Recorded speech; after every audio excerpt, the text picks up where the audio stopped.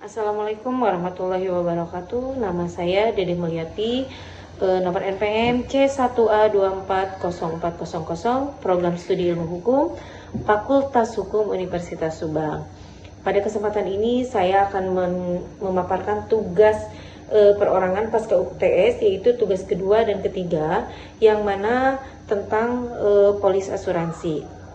Nah, di sini mengapa asuransi memerlukan polis? Karena memang untuk kebutuhan mengelola risiko atas peristiwa yang tidak pasti pada jiwa dalam konteks hubungan antara kredit perbankan. Nah, di sini polis juga berfungsi sebagai alat bukti tertulis dan dokumen legal kontrak antara si tertanggung dan penanggung.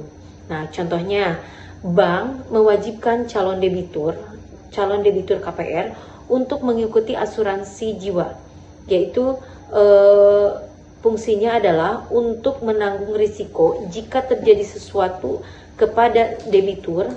Contohnya debitur meninggal sebelum lunas, maka perusahaan asuransi itu harus melunasi sisa hutang kepada bank berdasarkan polis yang diterbitkan. Nah, di sini dasar hukum utama pada polis itu terdapat pada pasal 255 KUHD yang menyatakan bahwa setiap pertanggungan wajib dibuat secara tertulis. Nah, kenapa dibuat secara tertulis? Agar menjadi suatu akta. Nah, akta tersebut dinamakan polis.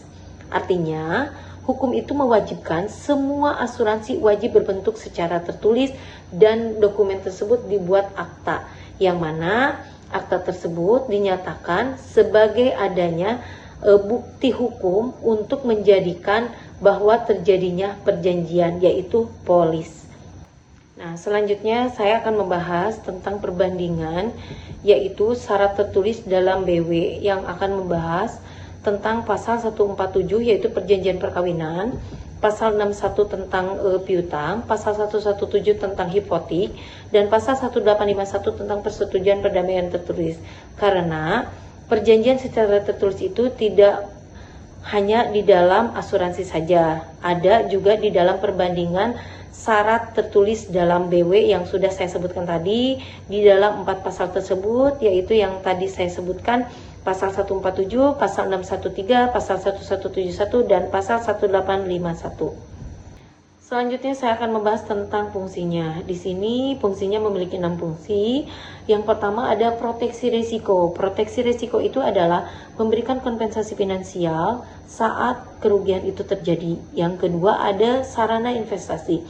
Sarana investasi yaitu produk asuransi jiwa yang menggabungkan dua manfaat dalam satu polis. Dan yang ketiga ada kepastian hukum. Kepastian hukum ini adalah dapat dipersengketakan di pengadilan. Yang keempat, ada tabungan sosial. Tabungan sosial ini adalah seperti risk pooling atau konsep pengumpulan dari berbagai pihak untuk menanggung kerugian bersama. Yang kelima, ada stabilitas keuangan. Stabilitas keuangan itu adalah menjaga stabilitas keuangan individu maupun perusahaan. Yang keenam, ada jaminan kredit. Jaminan kredit ini adalah polis yang dapat dijadikan jaminan di perbankan.